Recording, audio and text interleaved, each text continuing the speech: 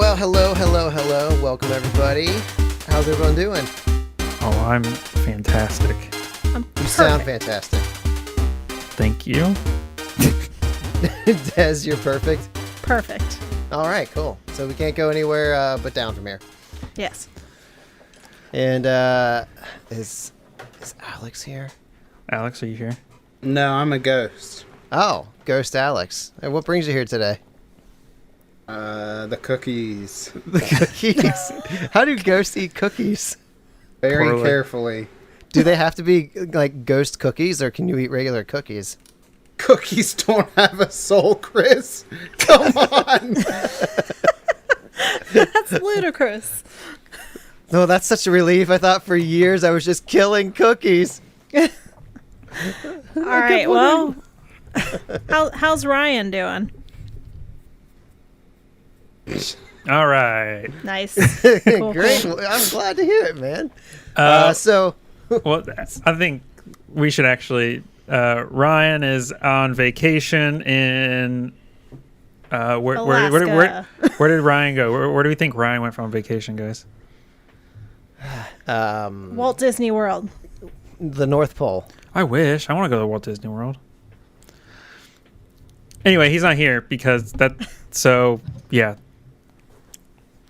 Yeah, and that's fine. He's missing our big birthday bash here for our podcast. We've been doing this for 4 years. Jesus What was that, on September 4th is when we released the first episode? It is indeed. So, yeah, it's pretty exciting. I can't believe we've made it 4 years. Woohoo! Oh yeah. Cue the clapping and the music. Woo, woo, woo, woo. Thanks, All right. Ryan. All right, turn off the applause sign, Ryan. Gosh, you and your flashy lights. Damn it. Yeah, so we've been doing this for 4 years, and actually a little longer. The podcast has been 4 years in production, but we started like as a group about 6 months before that. So, thank you, There we Studio Audience. go. You're the best ever. It's a little loud. Why is it going on? It's so long. Okay, That's there we go. what she said. Oh. So today we're kind of just doing a little behind the adventure thing. We're just going to talk about milestones, our thoughts about things, maybe get into some things that We didn't get were to? missed in the APs that we did. And then we've got a couple of questions from the audience, and maybe we'll ask ourselves some questions. So let's just jump right in here. So we let's talk about our milestones. Anybody got those milestone stats? I have a fun statistic. Okay. We have had our podcast downloaded over 28,000 times. Wow. Very nice. 28,000? Yep. Wow. I don't know if that's high or low for. I guess for a podcast that's been going on for 4 years, it's not very good. But Hey, I'll take it. it's more than zero, which I I'm think really a lot glad of that you podcasts added get. 1,000 to the end of that 28. Oh no! That's a period right there. So it's 28 downloads. Oh man! Well, I'm excited by that, and so I think that's a good thing. We are. I think it's like most of it's United States listens. Ooh, one Russian listener. Ooh, Oh, nice. Exciting. Hello, Russian Hello. listener. I don't know if how to you say are still hello in listening. Russian. Hola in Russian. I was going to say that, but I was like, no, I'm so dumb.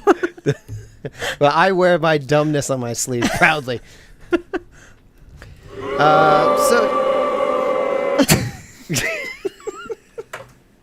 Ryan, you're so good with the Foley work, man. So yeah, so I think that's pretty good, and I don't really have any. We've been doing the Patreon for a little more than a year now. Yep. That's been going all right. Well, we certainly love our patrons. I mean, course. just to be able to keep this thing going, it's one less thing that we have to worry about when people are Definitely. supporting the show. So A huge thank you to our patrons. And let's go ahead and just kind of talk about like the past 4 years. We don't necessarily have to like recap the story or anything like that, but just kind of like what do you all think like were the best parts of it, and maybe some things that were challenging that we had to work through. Anybody got anything? This is kind of I don't know if it's meta, but one of the best things I think is that this how do I word this without sounding like an asshole? This kind of forced us to socialize when sometimes we don't want to socialize. So it was, I liked that aspect because we were able to meet almost on a weekly basis, pandemic or not. Jeez, what an asshole. Yeah, I was like, forcing friendship, maybe that's not right. Well, I think I understand. It's really easy to get like wrapped up in things and get, busy with schedules and stuff like that. And so to have this weekly thing it's refreshing to just know that you can meet up with everybody. And we've kind of had a few weeks off, maybe a month now, more. And I kind of missed getting together and chatting. So yeah, I totally love that as a highlight of our podcast. I know a lot of people use their podcast like as an excuse to get together and game. Like if they didn't have that, it'd be a lot easier to just say, well, we'll put it off till next week. No, we got to get that episode recorded so it can go out on Monday. I like that aspect of it, kind of forcing us to play. Not that, it's a bunch of work or anything like that, but I enjoy playing, but then just to have that added layer of like, hey, we got to get this out by Monday, keeps that going. And a lot of campaigns kind of suffer from that. They'll fail because, I'm too busy. There's no motivation for them to make it happen. Or your GM decides to go hike the Appalachian Trail, Or that. Yeah. You sound like you're talking from personal experience, Kevin. No, never. Kevin, you got any highlights or lowlights, if that's even a word? Lowlights, I think that's a word, right? Yeah, it is. I don't know. Don't use that. It is in for Google hair. Docs, it's not underlined like it's a misspelling. Hey, don't Just- mention our secrets. They can't know outside of production stuff. Oh, lowlights is hair stuff? What? Yeah. It's a song by Young That's Beef. why I know nothing about it, Kevin. I have no hair. Young Beef. That's funny. Anyway, so I think I mentioned I was talking to someone at a Gen Con a couple years ago about the podcast, and one of the things that I was talking to him about was what I like to do is I like to add in little this is back when I was still learning how to change effects and stuff like that, adding in little effects. At the end of Dead Sons, it got a little annoying with all the talking through the comms and stuff, but adding in muffled sounds that no one will probably hear because they're listening on their speakers, so you'd only be able to hear it in and if you were listening on headphones or whatever. But yeah, like that kind of thing where little Easter eggs that you can put in while you're editing that only a few people might catch, you know what I mean? It's like an inside joke. Oh yeah. That kind of thing. I thought that was very fun. Mm-hmm. Most of the time. Sometimes it's oh God, I got to get this done by midnight. Yeah, that most of the time. That's what I was thinking. No, I totally agree. I enjoyed the post-production aspect of it for sure. Just getting to bring that to life, put that ambience and stuff in like that. I loved putting the Wilhelm scream in every now and then. It was my little Easter egg. But yeah, it did get ridiculous when we decided to start doing the comm stuff. Sure, it added this extra layer, but if only we knew what we had just committed ourselves to when we started doing it, I probably wouldn't have even started. But I think it's great, and I wish we could do more of that. I mean, I wish we could turn it into a totally cinematic experience. So that would bring kind of one of my highlights to the forefront, which is when I did when we did the Galileo flashback. On the outskirts of Pryden's Hearth, a small child runs through a field of newly planted papaya trees. The sound of distant music fills the air. The blue sky overhead is clear and filled with voracious laughter and hearty cheers. The cheers grow louder as the child approaches a crowd of people celebrating on Galeomenius's Papaya in the Sky farms. I loved, I spent so much time crafting that, and, we created this cool little encapsulated story. I just love how real it was because of the sound effects and everything. So that was, It's only on Patreon, right? It's only on Patreon. But... who knows? We'll maybe release that one of these days for everybody here. But if you want to listen to it now, get on that Patreon. Yeah, get on that Patreon, and maybe we'll finally one day get to the second, because I had 3 or 4 part episode written for that, so it's gonna be a lot of fun. We'll see. So, Alex, do you have any highlights, lowlights? I would say I really liked fighting a spaceship as people. That in the hangar, that was a really cool combat. Yeah. Sev and Raquel, you kind of hear this sound, and a small ship flies in to the bay. This thing's 5x10. It looks very similar to the Necroglider that you had. That was very cool. It just there was a lot of cool action moments in that, and I really liked it. Yeah, it was definitely unconventional as far as combats go, for us anyway. And yeah, there was a lot of different ways for it to happen. I remember some cinematic backflipping from rats. And then we also had the claw attack that Raquel and Sev were using. So it just really changed things up, really. I guess story-wise, a highlight of mine, it goes back to Ire, I believe. I enjoyed Gugwa myself. So everyone says hello, and this thing is just looking at you. Its little eyes kind of moving a little bit, and it says... Hello. Oh no. Hello. Sing for me. No, you did. Are you serious? Yeah, I did. And when he showed up behind me, was it Ryan that was like, is he behind me? Was it Kevin? It was Kevin. I'm going to try and say hello. Wouldn't your back be to it because you were talking to us? You came back from it? Yeah. And you just turn around, you're like, okay, I hear it's this. behind me, isn't it?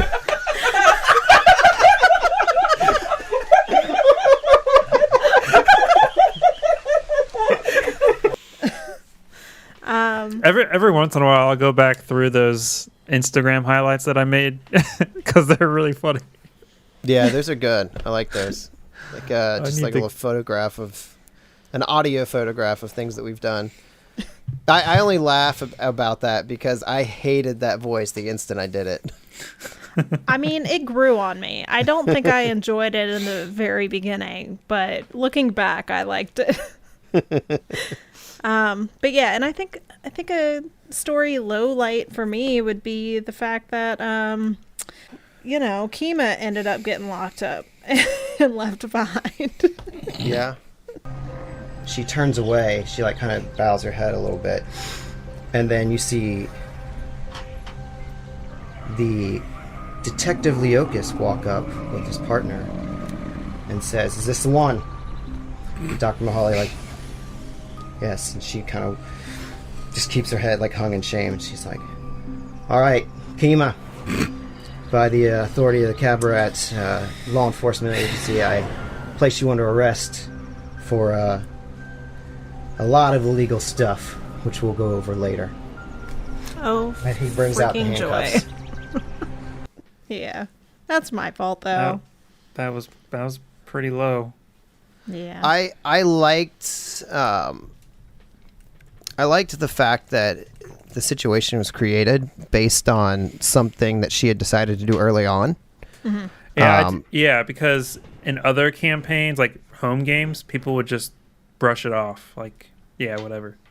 Yeah. Yeah. And so, I mean, that was all spawned from a decision.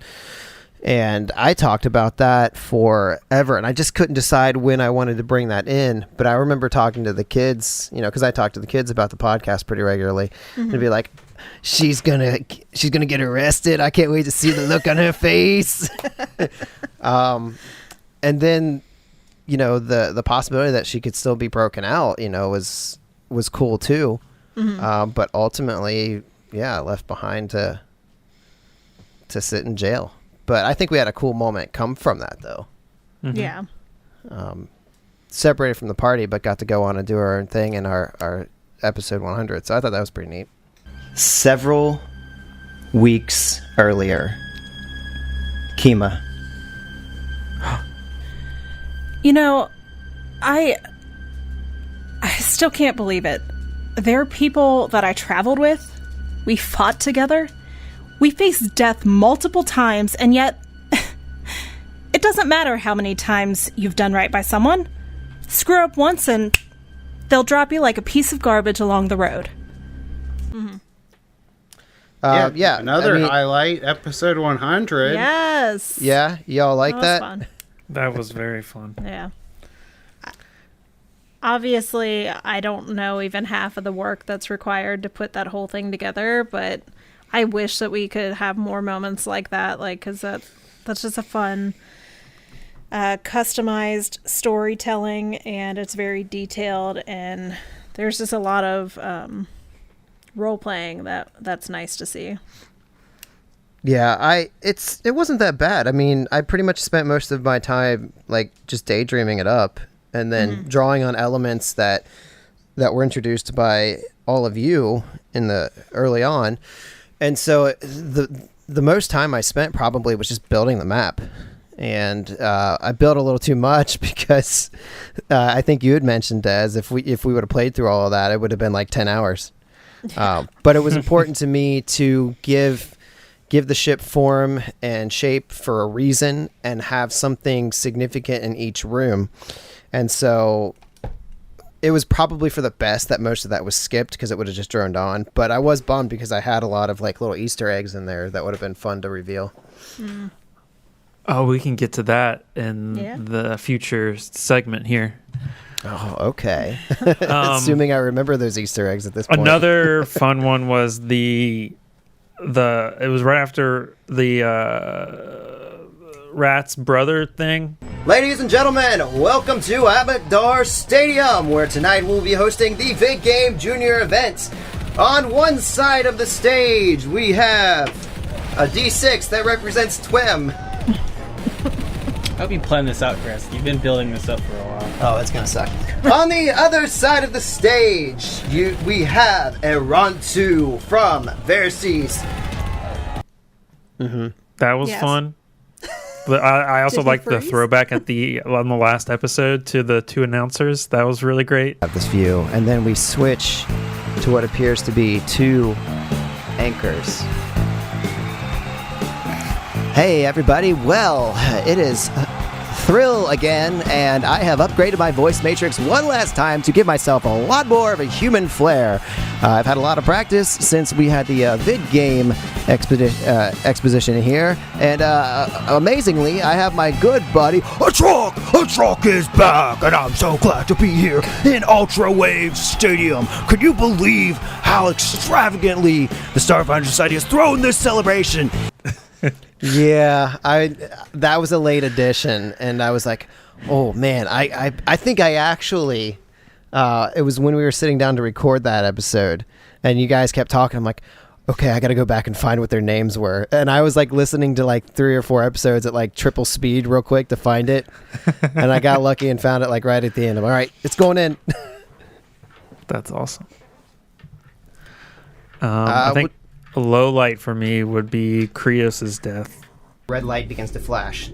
Proximity alert, Captain. He speaks calmly as alarms buzz. and then you see a blur of white fly by the viewing ports and vanish from your sight. Alarms are blaring. What do you guys do? Proximity. And then Krios slumps in his chair. Yes, and especially that was, not only because of his death, but the way it was because of a rules mistake that kind of messed everything up. Still bummed about that. Yeah, the rules mistake sucks, but I'm bummed because it literally was 1 point difference that would have made it. Yes, it was I had done 18 points of damage. And I had max. My max hit points was 17, right?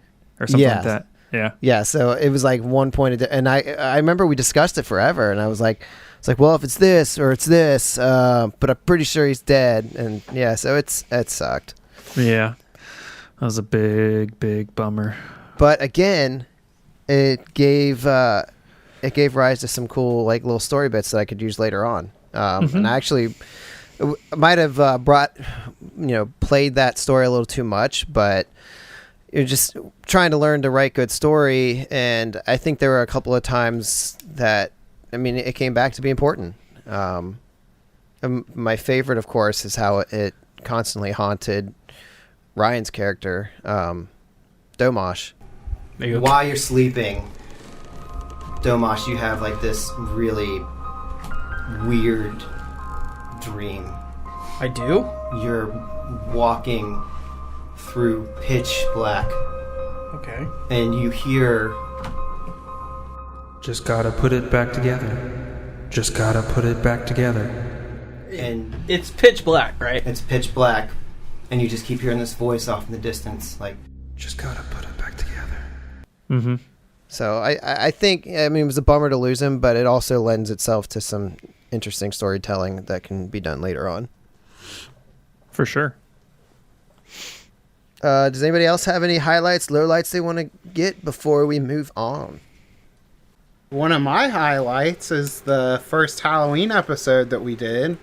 Wasn't there something about throwing a breadstick down a hallway or something?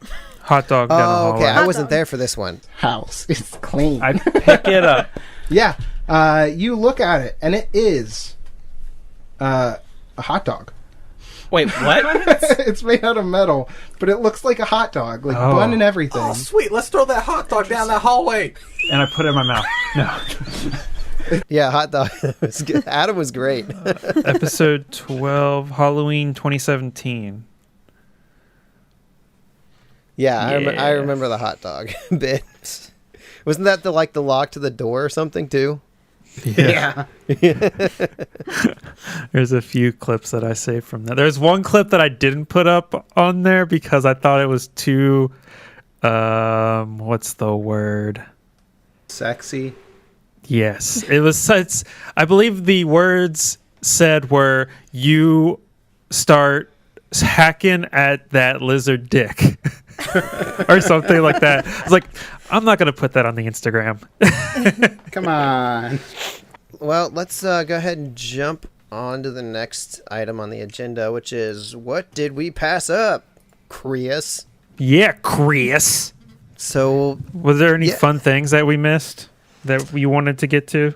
Throughout the Starfinder AP? Yeah. Well, that's a big question. Yeah, I know. I know. Well, let's start with what we mentioned earlier was the episode 100. Okay. Well, basically, I can't remember super specifically here, but there was a whole story which I kind of got to eventually. But essentially, the ship that you're on was Zosos' ship, and there was one point where your character, Kevin, tried to unlock all the cell doors. Mm-hmm. And if you would, I don't know if you looked at the manifest or not, but there was going to be most of them were androids. And that was brought out later on when in your ending scene with Razel. Basically Zosos was storing these androids on the ship, and he was doing experiments with them. He Man, was trying to Krios figure would out- have hated him. Yeah. And that's why he was interested in acquiring Krios' body. Because he was trying to do... well, for two reasons. One, because Krios was an android. Two, because he was close to Kima. And so it was kind of a way for him to maybe keep tabs on her. Mm-hmm. So, yeah, I mean, the whole ship was a way... It was a way for him to conduct experiments, these illegal experiments that the Pact World would not allow at all, off of Absalom Station, so he's not under their jurisdiction. And he was trying to find a way to make like a robot army. For whatever reason, you know, who knows? But ultimately it paid off to help build this weapon at the end. And then some other little tidbits were just going to be finding his office. He was going to have a computer terminal that you'd be able to hack, and you're going to be able to... specifically, I wrote this scene for your character also, Kevin, because Zosos took everything from you. So you're going to be able to hack into like his bank account and steal a bunch of money from him. Oh, hell yeah. And then I just had like... There was like a message that he had written about Kima too, like trying to get her to come back. And that was kind of glossed over, I think. I think we maybe stuck it in at the end of the episode a little bit. In episode 100. Yeah. I'm trying to remember this. I don't remember. But yeah, and then I had a couple of cool like little gadgets that you guys could have picked up. And I had like this cool scene where the ship was going to slowly start like self-destructing from the back. And you were going to have to race forward to the front of the ship. But ultimately, like, when you said, well, hey, don't I have the schematics of this? And I was like, yep. All right, we're just going straight to the bridge. I'm like, okay, well, none of that's going to happen then. That's funny. Take that, plans. But see, that's what I loved. I guess that would be a highlight for me, going back to the previous segment, is that episode 100, I was super nervous about it. But it was also so nice to know that, like, whatever you decided to do, I could just roll with it instead of having to try to stay tied to these rails, you know? Yeah. So I really enjoyed that. So that was a great callback, Chris. But look, we're moving forward in this agenda. Okay, you can't go back to highlights. Oh, I'm sorry. I guess Dez is the GM now. Yes. Take it away. Right. Dez. No, don't give me that authority. But yeah, then I think there was one other thing that was missed that didn't have to be missed that I wish I would have brought forth, and it was when the bridge of that ship separated and took off. I was going to have like a combat happen as well, and I just decided not to because I was trying to run the encounter, and I was already like frying my brain trying to describe all the things that was happening outside the ship. But I remember that I wish I would have brought it in because 2 of the 4 characters were just like standing there doing nothing. I know Ryan's character was one of them, but I was actually going to have like robots fly in, fighting you on the bridge, trying to get you guys to stop taking control of the ship while you were flying away. But I ultimately just didn't do it because I was like, okay, I don't think I could handle all that at once. Yeah, it was already almost 4 hours after the edit. Yeah. So I'm sure there's like a ton of other little Easter eggs in there that I had, but it's been so long I don't remember at this point. I know of a few things that we missed in the Dead Sons AP just because I listened to a podcast that they're running Dead Sons also. Imagine that. Yeah, I know. We're not the only ones. What? No way. I know in book 1 there was a spirit that we bypassed in the Drift Rock. If I remember correctly, it was the ghost of the dead pilot we found. Right? Am I remembering this correctly? I think that you encountered her, though. Like, you at least found her body. We found her body. We didn't encounter her spirit. Because they did, and they had not a fun time. Because incorporeal creatures suck ass. Oh, yeah, that's right. She was incorporeal. Yeah, you ended up like avoiding the room that she was in. Yeah.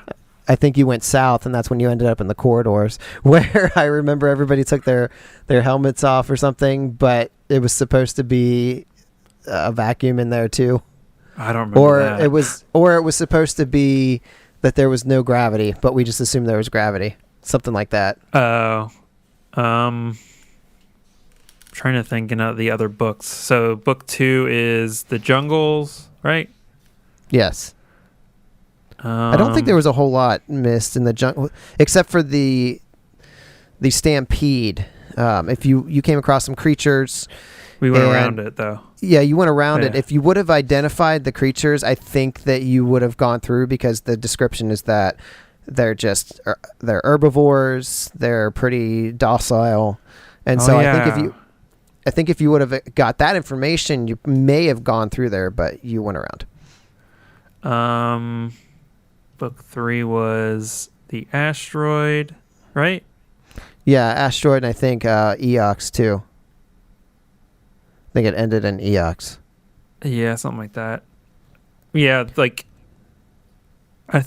we probably did everything on the asteroid. I don't think we skipped anything there. Yeah, we're pretty great. Yeah, we're pretty awesome. My personal favorite book was the Eox book because of all the undead shenanigans we did. With Zarantha, aka Samantha. Yeah, that was a pretty good highlight. That might Now be I'm the breaking news. highlight of the entire podcast, Dead Sons AP. How many are we talking? We are speaking of the corpse fleet. You have grabbed their attention. If I were you, I would be very careful, friend. I would not want to see you get hurt. Yeah, I think so, and I remember when we were doing that, I think I've mentioned this to everybody before, but when we were doing that, I was all geared up and ready for a combat, and as soon as Alex brought that out, I was so sad. Like, in the moment, I was like, no, I just wanted to roll dice and do a combat. And after the fact, it turned out to be like the best thing ever. I love it. I still need to, because it doesn't work as a 1 minute clip on Instagram, so I have to edit it down into like a 5 minute thing, which is I think there's a way to do it on Instagram now, but yeah, I really want to edit that down into a clip. Is like, here, this is why you want to listen to our podcast. Right. For literally this one episode. Listen to almost 4 years worth of information for this. Yeah, I don't know if it's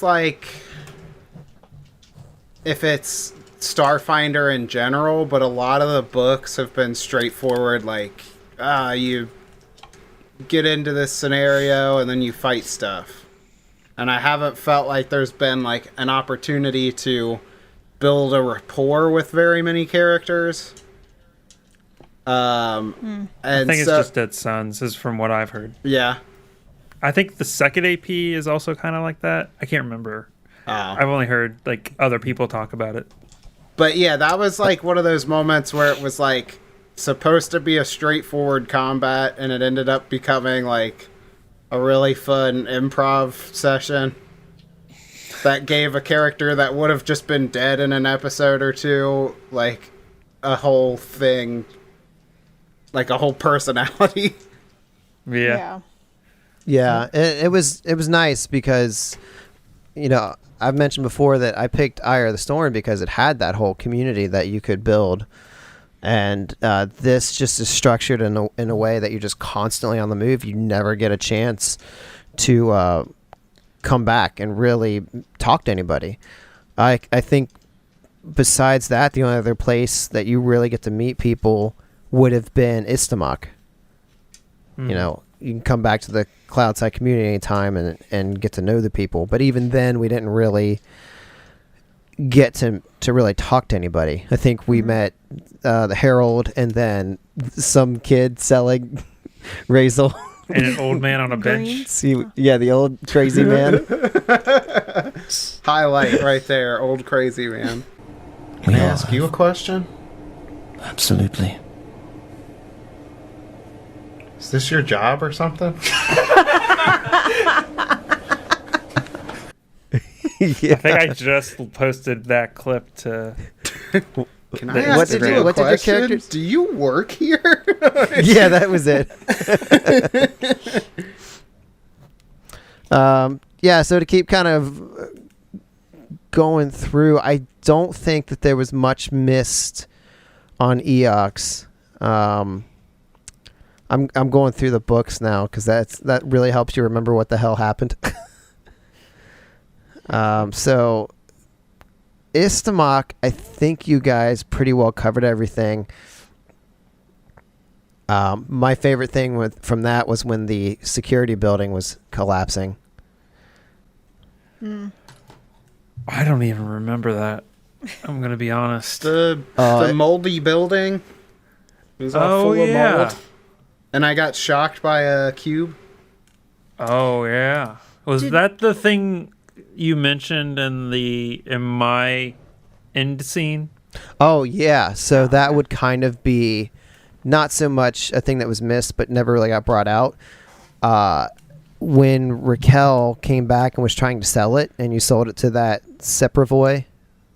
And I remember we did that scene twice for some reason, and I changed it from like this blue-skinned creature to that Sepravoy. Oh yeah, now I remember. I was like, "What the fuck is a Sepravoy, and why does it have this thing?" Yeah, so that's who Raquel sold it to, was the Sepravoy. Right. And at the time, I remember you settled for like, gosh, I don't know what it was. More than what we were gonna get. I was going to give you like so much more if you would have haggled with him. And I mean, I started out like super low because I was like, let's haggle. Let's see where this goes. And you're like, okay. I thought I got us more. So I'm like, oh, yeah. All right. Like, hey, let's have Des sell this thing. She's like our face. She's got the highest charisma. And then she's like, I thought I got us more. I'll give you money. Yeah, I think he gave you like one price, and it was like way low balled, and you're just like, okay. I'm like, all right. No, I swear to God, I thought I haggled a little bit. I don't know, but like I think like when you sell things, you get like 10%, and I was gonna like go like way above that if you would have haggled more. I think you probably were like, I was like 100, and you were like, no, 150. I'm like, okay. Oh, damn it. All right, I'll give you 700 credits for it. Make it 8 and we have a deal. And you see him grimace, like, okay, I'll give you 8. Just here, and he pulls out a pad and he starts transferring it over to you. But anyway, he worked for Zosos, so he took it back to him, which is how it ended up in that end scene. Okay, sneaky. Couple of other things that one thing that I put in that was missed when you were on Istamok and you were in the final building and you were exploring like that one hallway in the laboratory. And I think I gave, like, you guys found like a weapon or something. Well, in the book, they don't have that section of the map drawn out. And I was just like, well, I don't have to do with this. And I was kind of bummed because I had prepped this. I had this really cool monster that I found in Alien Archive that I was going to have you guys meet in that hallway. And you're either going to fight it or you're going to run away from it. But I thought it would have been really cool. I can't remember what it was called, but it looks so sweet. I'll look it up and see if I can find it. It's like, looks like the cosmos or something like that. Like, it's this round thing and it looks like just galaxies and stars. It's really wicked looking. Was it in which? I don't remember which one. And I remember when you guys got there, I was like, oh shit, I know I had this prepped, but I can't find it. So I guess we're not going to do it. And I was just like, I don't know when they're going to leave, but we'll just let them keep exploring until they do. And I kept trying to find it and I couldn't find it. But it was actually not part of the adventure. But I just that's where we found Bob Odenkirk. Okay, well, let's go into Bob's room. An ancient Bob worked in this office. Let's see. Which one is Bob's office? He's to the north. No, Raquel found Bob's office. I wonder if he was in a show about meth. Yeah. What? It's ancient Bob Odenkirk. Oh. So you open this door. Inside, you see that it is a small 15 by 15 foot room. Let me reveal this to you. His name is Bob Odenkish. That's the title of the episode. I love it. Bob Odenkirk. Oh, yeah, yeah. So moving on to the next book. I really don't feel like there was a whole lot missed. I mean, there was just like one track for everybody to pretty much go on in this adventure. Yeah. I mean, wait, which book are we talking about? 6? 5 right now. 5. Oh, right. This is where you meet the Jangly Man and land on the controller moon. I think we just skipped a few rooms in that controller area where we got that motherboard or whatever. Because of that stupid undead Kish man. Oh, okay. Well, now I'll go ahead and tell you like what you missed from there. I forgot about that. So the man that you fought was in a bathroom. Yeah. I hate when you get trapped in a bathroom and then you die and then you come back to life and you're in there for 10,000 years. Yeah, well, so listen, I'm reading the description from the book right now. When the living Kishali left the Gate of 12 Suns, an unfortunate custodian named Abneth got locked inside the bathroom. His cries for help went unheard even by the artificial intelligence due to a blind spot in the facility's security apparatuses. Well, of course, you're not going to put cameras in the bathroom. I hope not, anyway. I would. Abneth died alone and terrified soon after he rose as the Marooned One. That's so sad. Yeah, so he slipped into a kind of torpor over the past millennia, still unable to free himself from his prison. So yeah, kind of a sad story. Let's all just have a moment of silence for Abneth. Abneth, yeah, he could have been. Was he undead? Yeah, Chris, you could have made another buddy. Hey, we're doing a moment of silence here. Oh, sorry. Ryan, Brian, you're too loud. All right, that's enough time for Abneth. All right. We hardly knew ye. So there's another room. Let's see. Strange Menagerie. And inside that one, the scientist's last experiment were on a pair of creatures. Oh, this is like a room where they had like these little tubes and they had like these creatures inside that you would have ultimately ended up fighting. But they're just basically being experimented on, and they bust out and they attack you. And then there was an ancient armory further down the hall, and in there was going to be like secret compartments, and they had like a bunch of grenades and weapons in them. But those things were never recovered because Abneth tried to kill you. Fucked me up. Yeah, I was really thinking that you were dead at that point too. I was worried for a second. Man, I still don't think I ever got to use that spell I was going to use to save you. What was that? It's called Nanite Form. Oh, hell yeah. It Can you cast basically it on me now? it basically turns you into a cloud of nanites, and you like can't be hurt, and like you have all these immunities and stuff. And you can fly. That would have been cool. Darn it, why'd you have to make your save? And then move on to book 6. I think the only rooms that you skipped in the Empire of Bones in Hangar Country was a gravel pit Entire room. floors? Yeah, entire floor. It was 6 miles long, you idiot. Was the gravel pit, which we kind of had you peek in through a security camera, and I alluded to the fact that there's some sort of creatures in there. Yeah. And so the story behind them was, I believe that they were, it says they're Cernox. They're kept in that room specifically. No, they just kept them because they're weird, I guess. So that was a waste of time. And then the other room was a prison cell that you guys didn't go into. You actually ran past it on your way out of the ship. But inside there was... So this would have been kind of interesting, but nobody did it when you first walked in. So it says when you get into hangar country, if you guys do a computers check or some kind of scan or comm check, that you pick up this homing device. And the homing device is in the brig. And so if you guys had discovered that, you would have like moved to the brig at some point, I'm assuming, to investigate. And inside the brig were 4 dwarves that had died.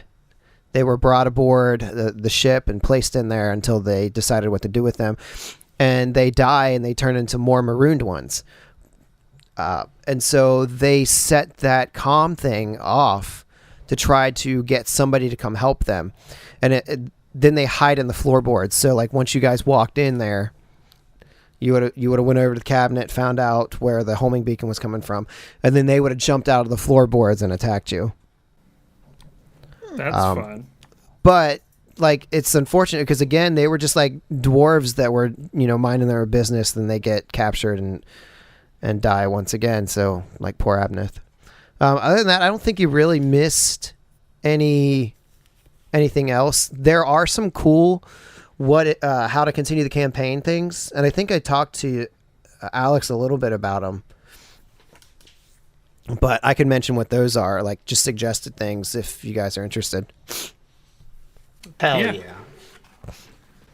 So the first one on here is assuming that you guys capture the stellar generator. There's one called Ancient Superweapons, and basically, the continuing campaign would be that the Kishali created a lot other super powerful weapons, and none of them rival the power of the stellar generator, but there would be people that could still go after them, like the Corpse Fleet or the Cold Devourer.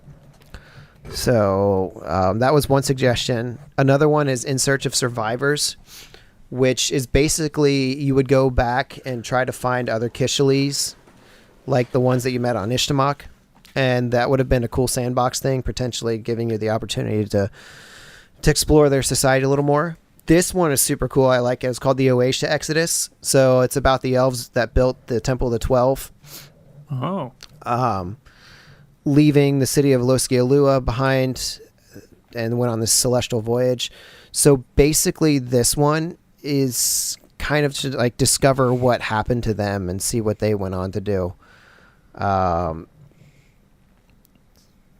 So it says like, the elves spent untold centuries in transit before arriving in a system less than a light year from the sacred gate of 12 stars and still live there to this day. After the 13th gate opens and is destroyed, the Oasia elves send armed researchers to investigate. Signs of the gate's destruction might set these fervent Ibra worshippers on the party's trail. However, if the PCs can appease the militant astronomers, they could work together to explore countless wonders throughout the galaxy.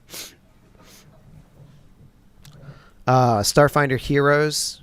After discovering evidence of the ancient Kistali species, exploring the misunderstood ruins of Ukalam on Castrovel and averting a cosmic catastrophe threatened by an ancient superweapons, PCs return to the world as heroes.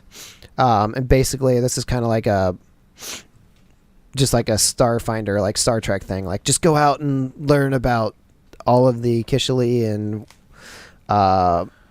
other things.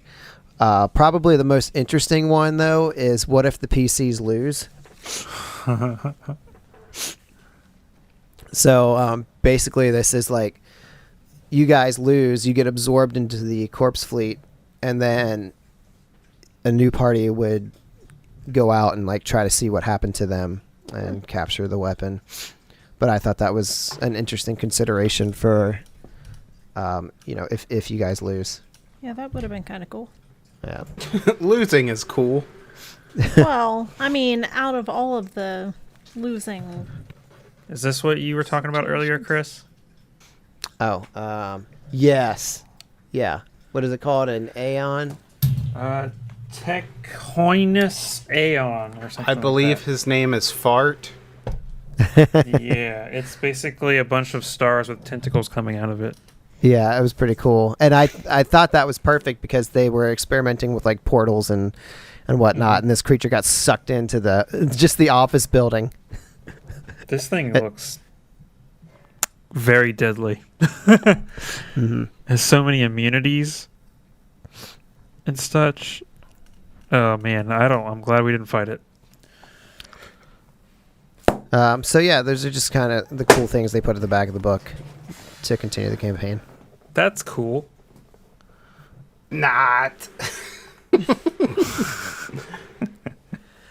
The last one is just, it's like the same thing as the entire book, so I don't even know why they put it in. What if the stellar degenerator survives? You get to keep chasing people forever. Is there anything else anything Dead Sons related we want to talk about? I do want to mention, so I was doing a listen back through to get clips for the Instagram and stuff, and then when the pandemic hit, I kind of stopped that because I didn't have time to like stop and do that while I was working. But I started the backup again recently, and then I know in the last quite a few episodes we were like, oh, Dez is so bad at transitions. What happened? You were so good at transitions like in the 80s. Wait, who, me? Yeah. Oh, was I? Like it was like 4 episodes in a row. You're like, oh, maybe because you were doing the theater facts or something like that. Oh, maybe. But you were so much better, and then suddenly you just got so bad at it. I'm just going to have to take a class on transitions, and then I'll be ready for next time. I guess so. Speaking of next time. Jesus Christ. Who the hell is changing stuff on my Google Docs, damn Oh, God. it? I assume that's going to be an Alex. No. No. No. Jesus. All I see is farts came out of your mouth. What an odd thing to say.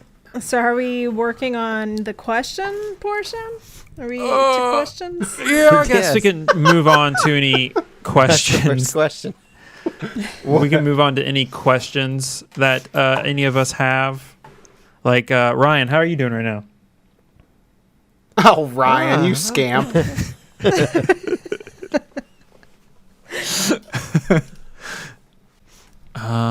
Anything like specifically, since we were just talking about Dead Sons, anything specific questions Dead Sons related that you guys have? How about Dead Sons overall? Since we finished it, we know what it is, we know how it ends and stuff, such like that. Mm-hmm. What are your thoughts on the AP itself, or any questions you have about the AP itself? Well, here's some thoughts old Alex has. You know, we started the podcast, we did Ire of the Storm, and we kind of rushed through that because we're like, ooh, let's get to Starfinder. It'll be the next new hotness. We'll get out in front of everything. We'll be unique. And that, whew, we failed on that. My experience with Dead Sons was not great. Literally the best parts were the parts where Chris made up stuff. Yeah. I don't think that the system is terrible, but it's so restricting. And the AP was rushed out, so there's so little substance. Like, it's just kind of a strung along plot that's like, hey, look at all these set pieces we wrote for you. Mm-hmm. And it's probably been my least favorite adventure that I've ever done, which isn't saying a lot because as much as I love role-playing games, I haven't gotten through a whole lot of adventures. Yeah, I think we did Rise of the Rune Lords. Have you done any APs other than... I think Rise is the only one I've finished other than Dead Sons. Yeah, I mean, I've played other like smaller systems and other 6 AP or size, that kind of size type things. I did Kingmaker, the video game. Does that count? Nope. No. Nope. I haven't completed anything like but Dead Sons and Eye of the Storm. So I just don't really know what to offer up. I would have to say I agree with Alex on Dead Sons. I think a little just not having like an overall understanding of everything helped me a little better. When you're just going through and trying to uncover this mystery, though, it would just be totally dull, and you're like forced into all of these situations, and you really don't have the freedom to kind of cut your own path like we did in Eye of the Storm. I don't mind so much the planet to planet travel, just being a Star Trek fan. I was used to that in episodic television, but I can see how as a player in this game that would suck. If you were like the one group that enjoys that, then great, this adventure is for you. But like of all of the reviews I've ever read from players on this campaign, I've only found one person say like, yeah, I really love Dead Sons. I'm like, that's really strange. Are you in an alternate reality where it's actually well written and good? God damn it. Stop it.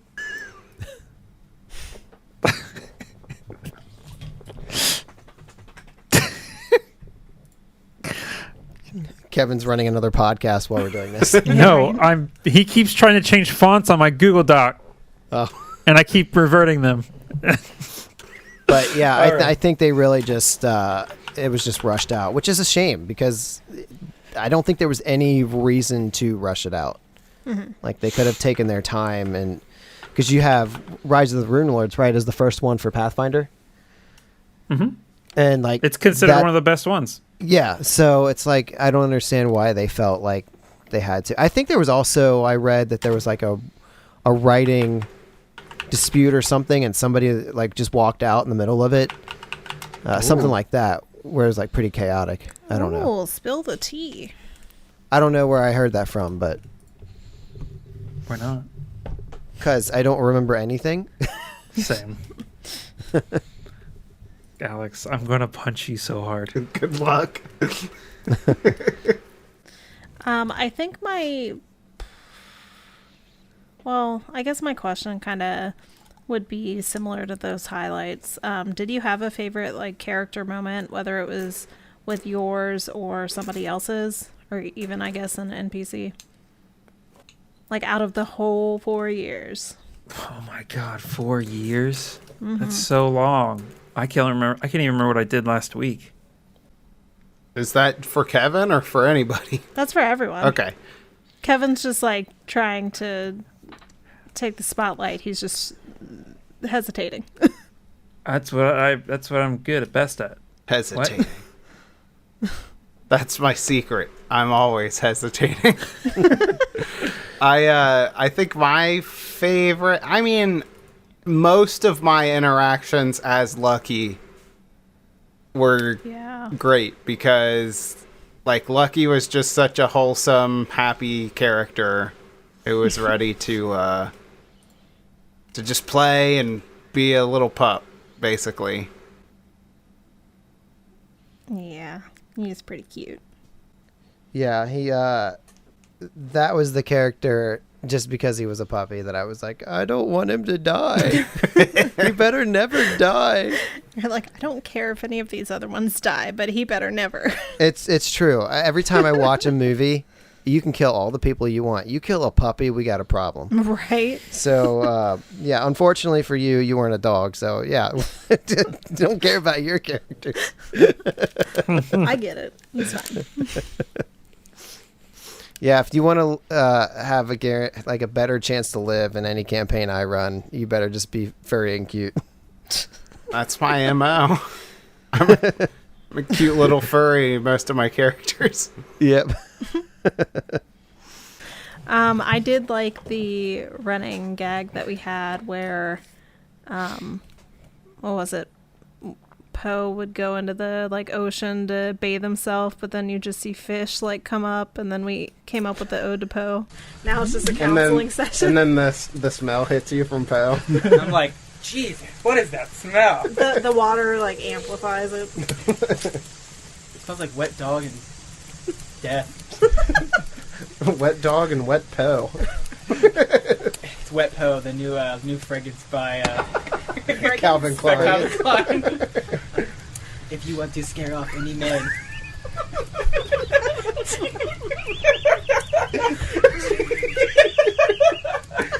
Try our new fragrance. Ode to la Poe. It's normal.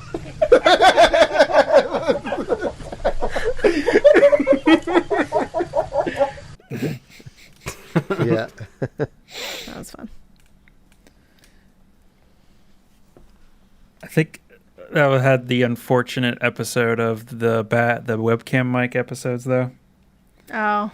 Wait, was that during that? That was Eye of the Storm. Yeah. Yeah. Oh. Bums.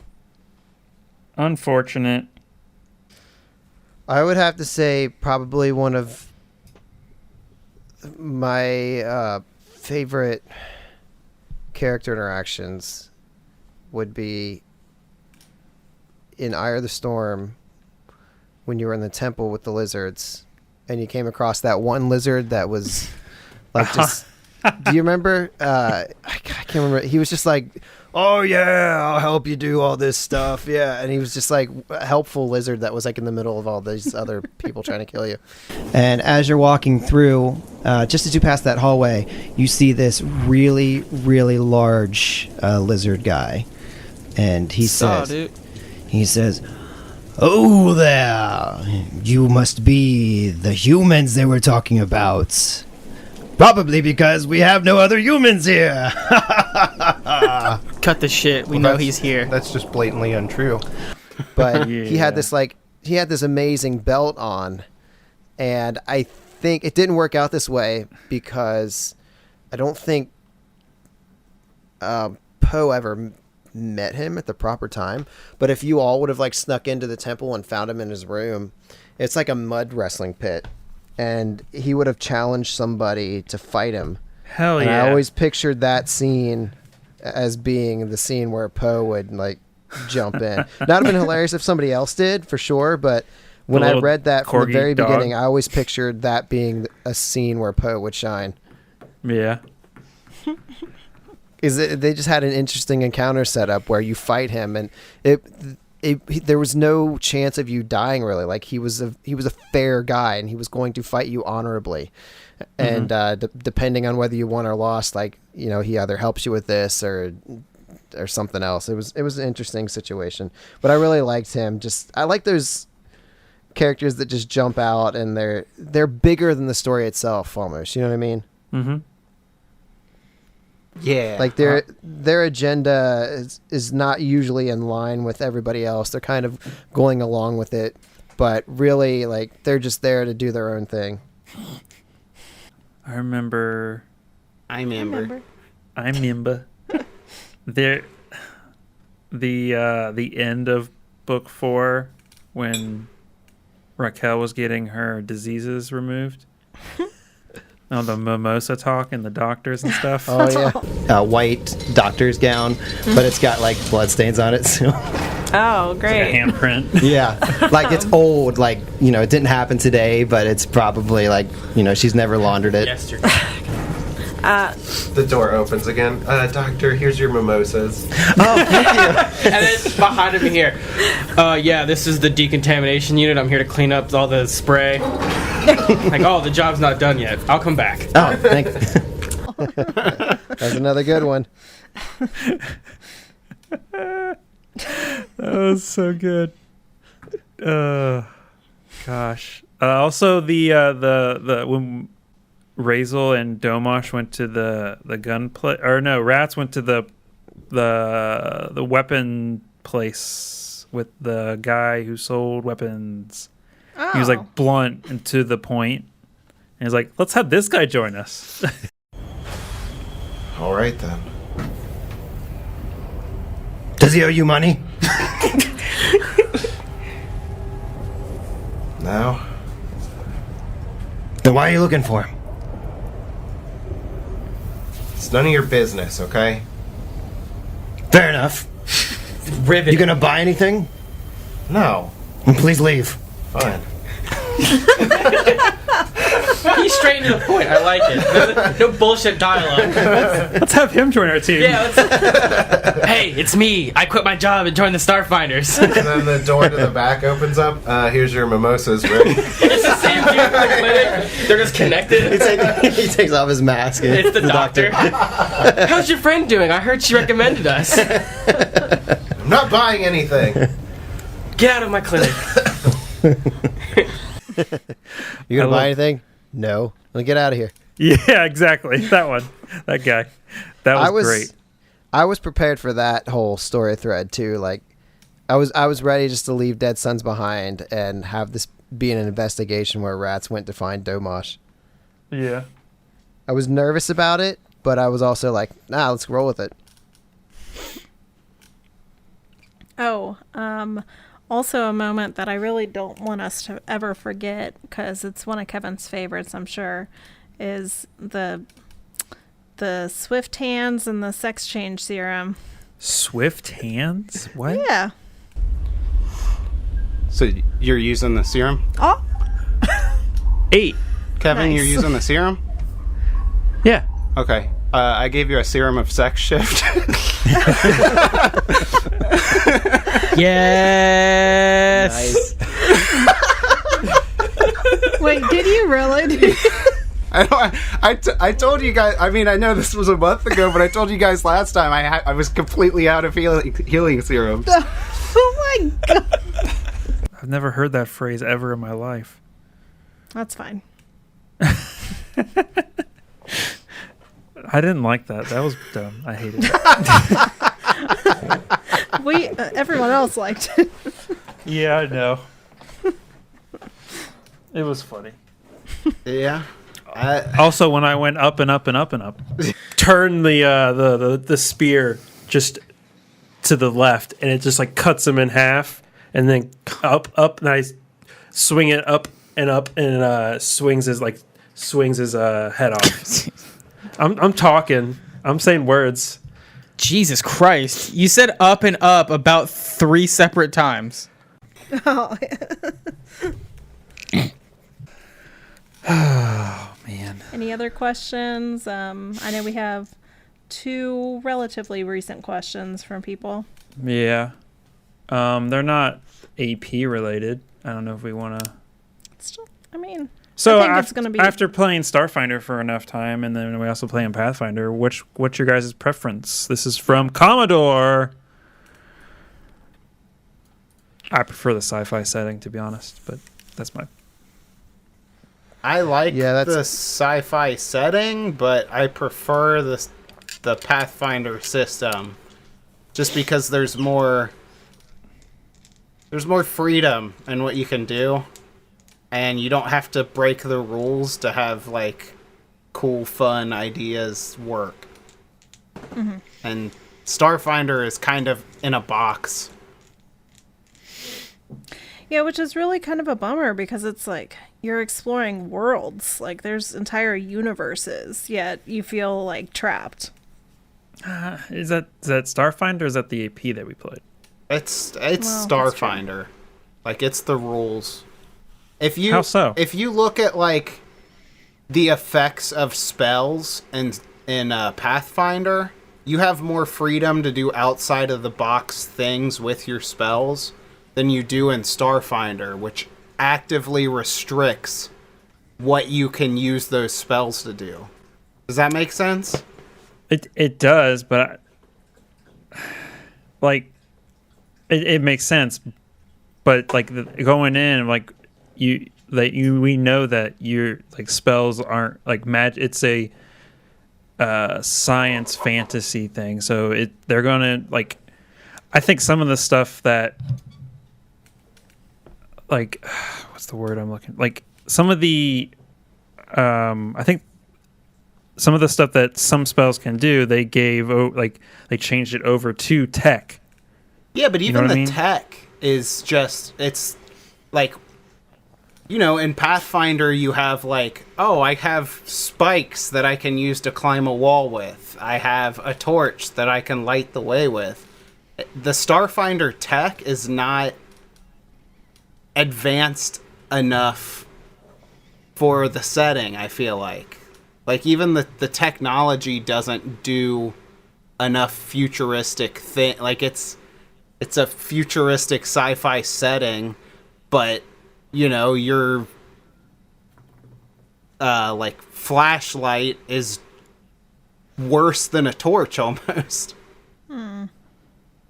Well, I think with the recent books, it's definitely improved. What was the one that had a bunch of gear in it? I forget what it was called. The Armory? Gearbook. Maybe. Gearbook? I'm just What? saying things. Oh. Yeah, Armory, it added so many different, like, light. Like, if you go into Hero Labs right now, there's so many more options for, like, lights and stuff. Like, a flashlight is, like, I think a normal flashlight is going to be restrictive compared to actual little fire or torch. Like, you're comparing a torch to a little, like, phone flashlight, basically. And I think the fact that, I think when the system core rulebook first came out, I think it was not finished. I think agree that's with that. I would say, like, let's say you're in a scenario where you have to assault a fortress. In Pathfinder, you have a myriad of ways of doing that through, like, interesting uses of spells that by the rules work. Whereas Starfinder, if I want to try and use spells and or tech, the scope of what that technology or that specific spell does is so much more limited than their counterparts in Pathfinder. I've never tried to do that in either game, so I wouldn't know. Like, they literally have, like, you use, like, they have the same spells. Like, what's the one we used in the last episode that you Rats used? Like, it's literally the same thing. Dimension Door? That's it. Yeah. I don't know. I just think that in Starfinder, it leans more on, not leans more, but it's less what your innate abilities are, but more what equipment you have, which can be, if you don't have any credits, is obviously a negative. Especially with talking with other people in other Discords, like, the equipment you have is so important compared to in Pathfinder, where you just need a magical weapon, depending on what class you are, or, you know, magic. Like, a magic user in Pathfinder doesn't really need a weapon other than a regular weapon. Whereas in Starfinder, you need a gun or you need a sword or something. You know what I mean? Yeah. I think that's the big difference, is that a character in Starfinder needs the equipment to do things other than what their innate abilities are. Whereas in Pathfinder, you don't need as many things. Like, you just need your armor, your weapon, and maybe 1 or 2 magical items. That's it. Hey, get down. What's Ryan doing up on the table? Don't worry about it. Oh. Ryan, put your shirt back on. Come on, man. Oh, don't poop there. God. Now I gotta clean up after him. But yeah, I think comfort level, I probably prefer Pathfinder. However, Starfinder, I just enjoy the like, I guess the sci-fi aspect of it, like items that you've never seen before, creatures you've never seen before, and I enjoy all the colors and the monster designs are so cool. Like, going through all the alien archives, oh, it's so cool. like even in video games, I much prefer a sci-fi game than a fantasy-based game. Also, I can't really speak to which one's better on the rules, just because I mean, while I've played Starfinder and Pathfinder, I haven't played it extensively enough to really know. I do like the sci-fi setting more, but I remember when we were rushing through Ire to get the Starfinder, I was like, I don't want to do that. I finally get to play the fantasy world. I don't want to go into sci-fi. So I can't really answer this question or the next one that we have really. I love both worlds, but it feels to me like these are both like really crunchy systems anyway. Like I hear people in other podcasts just complaining like, well, I had this really cool thing I wanted to do, but by the rules I can't do it, so I guess I'll just stand here. And it's like, I just don't really know. They seem like they're restrictive games because they're made to be crunchy, and I just don't know which one's worse or better. I just haven't had the experience long enough.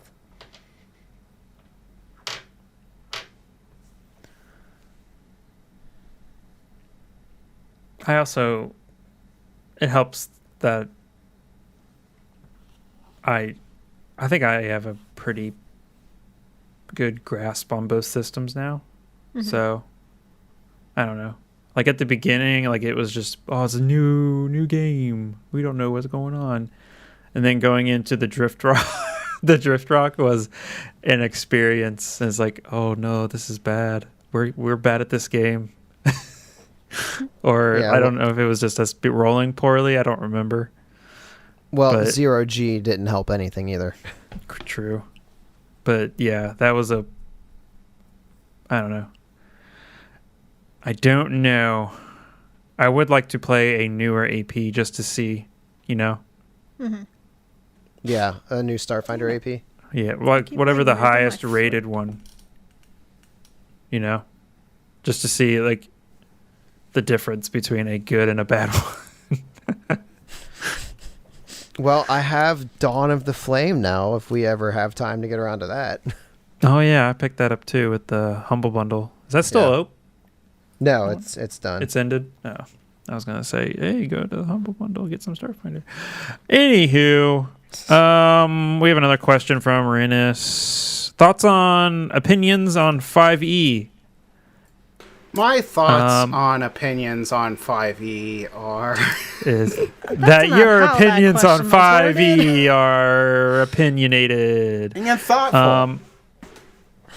I actually recently played some 5e at a gaming weekend I had, and it was not great.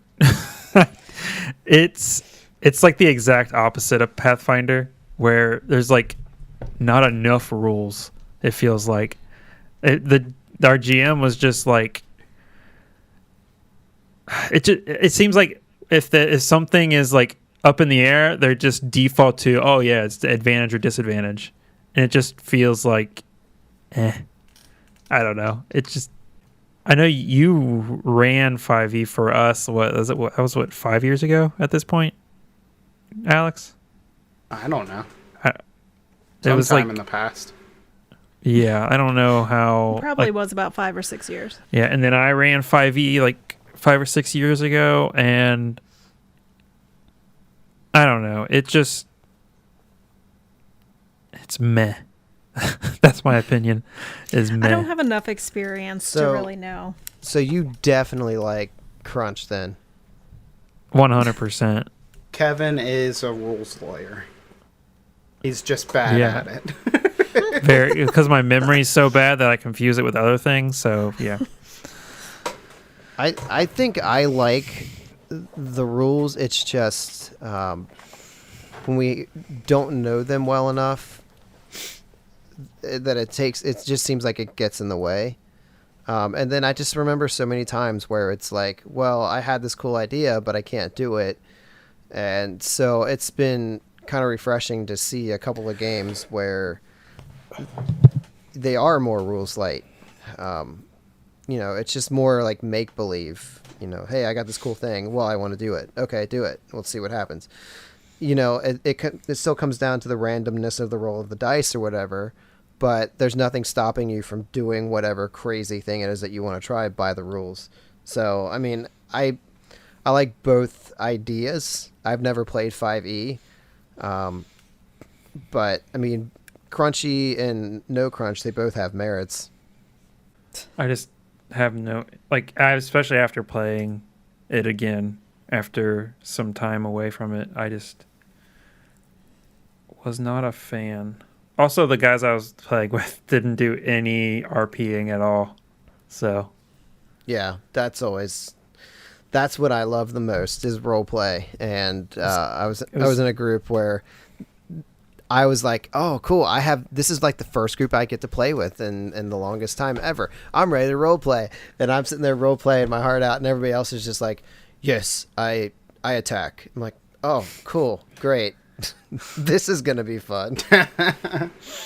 Yeah, I think, like, not to yuck anybody's yums, but if you're playing RPGs like they're video games, like, I feel like you're doing it wrong. Yeah, totally. I know some people don't, like, feel comfortable, like, playing a character per se, but I don't know, just going through a scenario with, like, a different belief set or, like, an honor system, like, that could completely change a scenario if you're like, oh, I despise evil, or, oh, I only fight honorably, like that lizard guy. Like, that could completely change a scenario. And if you're not playing that way, like, then why not just, like, turn on your Xbox and go play a video game? Like, yeah. I was like, some people just like to roll dice. Yeah, and that's, well, okay, so that kind of ties into what I was going to say is, like, you don't have to necessarily play your character, like, emotionally, but if you have those set of principles and whatnot, you can still operate as your character in the realm and make decisions that make sense, even if you're not doing an accent or whatnot, and you can still roll your dice if that's what you like to do. I mean, personally, I want to be with a group of people that like to tell a story, and I'd like to think that that's what we do since we're putting out a freaking podcast. And that other group that I play with, they were good guys and I enjoyed playing with them, but that's not what they were there for. They were video gamers playing a role-playing game, and it's just like, no, it's just not for me. I'm in like the space where I was like, if someone asked me to do a 5e game, like a one shot, I'd be like, yeah, I'll join you. But if it was like to run an entire campaign, I'd be like, nah, I'm good. Not run, but play in a campaign. That's where I'm at. Actually, I think someone asked me to do a 5e one shot a couple months ago, but that was when I was in Philly. So you didn't just rush back to play? Dude, I told him, I was like, if I might be back by 6 p.m., man, if I could make it. And I was back by 9:30. So if I wouldn't have stopped for like food and bathroom breaks, I might have made it. You loser. And didn't oversleep by like 2 hours. Who needs to go to the bathroom? Dude, you have no idea how. You never notice how often you need to go pee when you're on in a car driving for 11 to 12 hours. Well, thank you, Ryan, for joining, and everyone else. And great commentary as always, Ryan. Really appreciate it. You were so concise this time, though. That was amazing. I was very, very surprised by the lack of football stats. Football. All right. Any closing thoughts from anyone? Alex. Alex, you're up first. Let's see. I'm pretty cool. I'm great to play RPGs with, so invite me to your games. Nobody ever invites me to their games. Probably because I'm too cool. Or intimidated. Let's see, what else? Big muscles. Do you mind if I got big, huge muscles. Great hair. Very humble. The most humble. Yeah. You mind if I tag out? Yeah, jump in there. Okay. I would just like to thank everybody for sticking around and listening and helping us grow. Hopefully there's a lot more growth in the future and you enjoy what we have coming your way. No. Oh, and I'm pretty cool too with big muscles. I agree with everything that's said so far. Nice. Gosh, thank you so much. I'm cool and I got big muscles. I also am cool and have big muscles. And Chris? Are we... I think this has been loser. Took the words right out of my mouth. I think it's amazing that we've done this for 4 years. I love this, and I can't wait to continue on and get to our next adventure where I get to be a player. Ooh, player. With your coolness and your big muscles. Yep. My medium muscles. I'm still working up to big muscles. But what about your muscles? My muscles, yes. I will post those on Instagram. And, Please you don't. can all check them No, out. that's illegal. Hashtag thirst trap. Hashtag muscles. All right, guys. I lied. I'm not cool and I don't have big muscles. I'm sorry. I knew it! Either. So I just scared the cat. All right, well, thanks for listening again, and we will see you next time. Bye! Say bye, kitty. Fuck.